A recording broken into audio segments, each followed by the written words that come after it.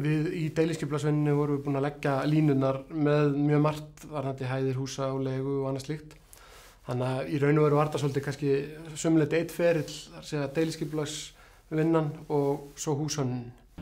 Og í okkar hlut fellur í raun og veru syðri hlutin á svokölluðum A-reit, sem svona það bil 50% af byggingunum þar, og nyrðri hlutin síðan á B-reitnum. Þannig við erum annars vegar að hanna suðurhluta og hins vegar norðurhluta.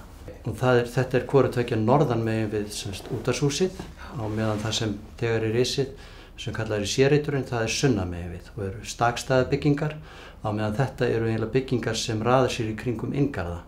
Þetta er í rauninni eins og hefðbundin karrei svona strúktúr, það vil segja að þetta eru jaðarbyggð sem í rauninni hringa sig utanum inngarð, það sem engin umferð er. Þannig að því litinu til eru það líka gæði, í töluverð gæði í byggðina geta haft í rauninni bakgarð, en vera samt búandi við götu í borginni, þar sem þú ekki með lóð beint fyrir fram að þig.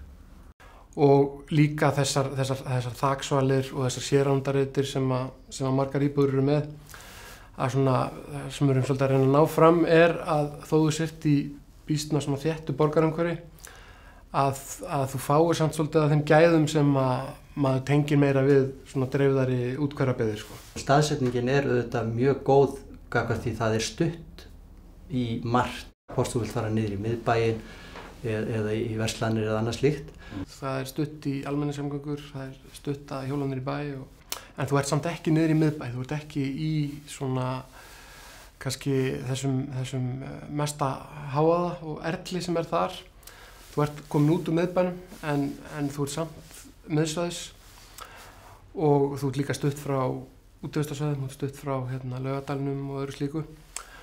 Og svo náttúrulega líka það sem að gerir þetta mjög aðlaðandi reit er að efstaleitið er efst á hæð, þannig að mjög stór hluti íbúðanna verður með útsýni. Þetta liggur vel við sólu og íbúðirnar eru, þó svo það séu litlar, þá þær nýttar alveg út í hörgul.